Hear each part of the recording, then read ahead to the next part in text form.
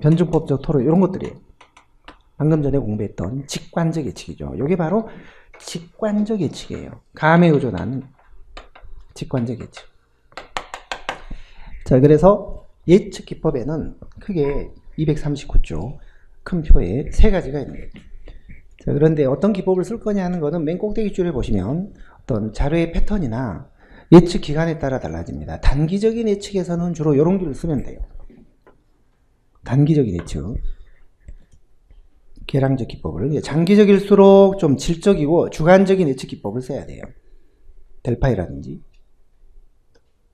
그래서 일단 그 큰 표를 먼저 한번 보시면 어떤 기법이 어느 예측 기법에 속하는지가 많이 나와요, 시험에.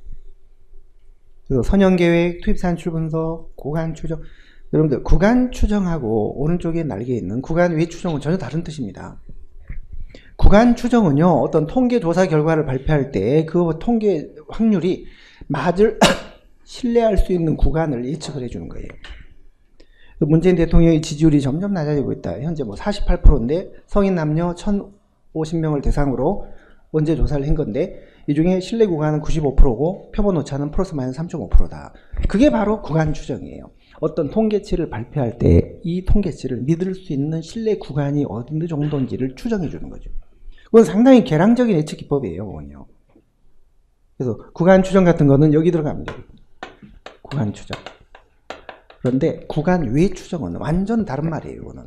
구간 외 추정. 알려진 구간의 값을 이용하여 알려지지 않은 구간의 값을 추정하는 거기 때문에 이건 경향 분석이에요. 여기 들어가면 여기 경향 분석. 자, 구간 외 추정은 여기 들어갑니다. 연장적 예측입니다. 자, 그 도표를 쭉 보시면 그래서 뭐 인상 경외 이런 거 전부 다 이론적 예측에 들어가고요. 그 회귀분석 앞에 선형이 들어가는데 선형 회귀분석. 회귀분석도 그렇고 경향분석도 그렇고 일정한 어떤 리니어리티, 선형성이 강하면 앞에 선형자가 붙는 거예요. 그러니까 태풍이 이렇게 일정하게 이렇게 이동해 왔으면 이게 선형 경향분석이에요. 아까 어떤 부패 지수하고 공무원의 연령 같은 경우도요.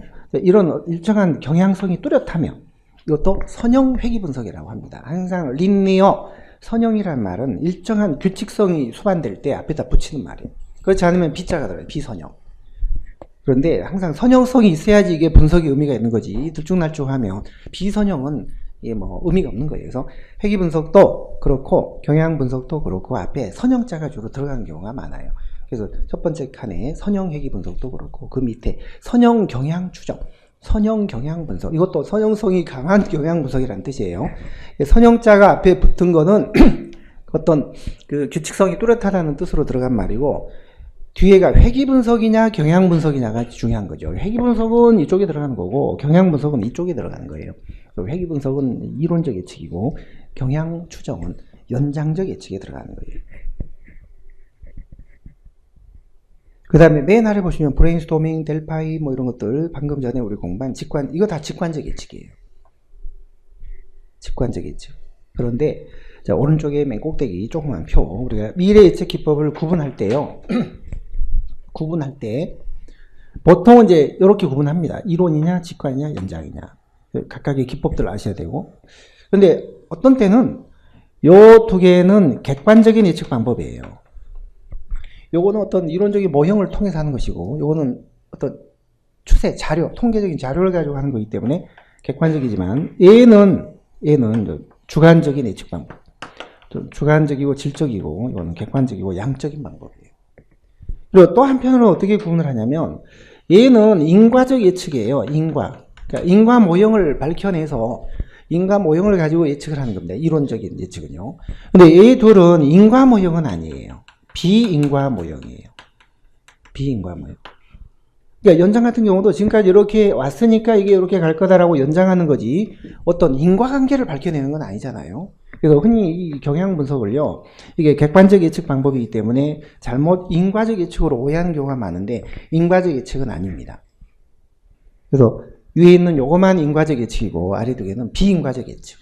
그 다음에 얘 둘은 객관적 예측이고 얘는 주관적 예측. 그다음에 요거는 이론이고 요거는 직관이고 연장이고 요 구분이 가장 많이 나오죠. 그래서 다음 중 성격이 다른 예측 기법 하나는 이렇게 물어보면 좀 애매합니다. 이게 성격이 다른 예측기법 하나는 이렇게 물으면 이 기준으로 풀어야 될지, 요 기준으로 풀어야 될지, 요 기준일지, 주로 이제 요 기준을 많이 적용을 해야죠.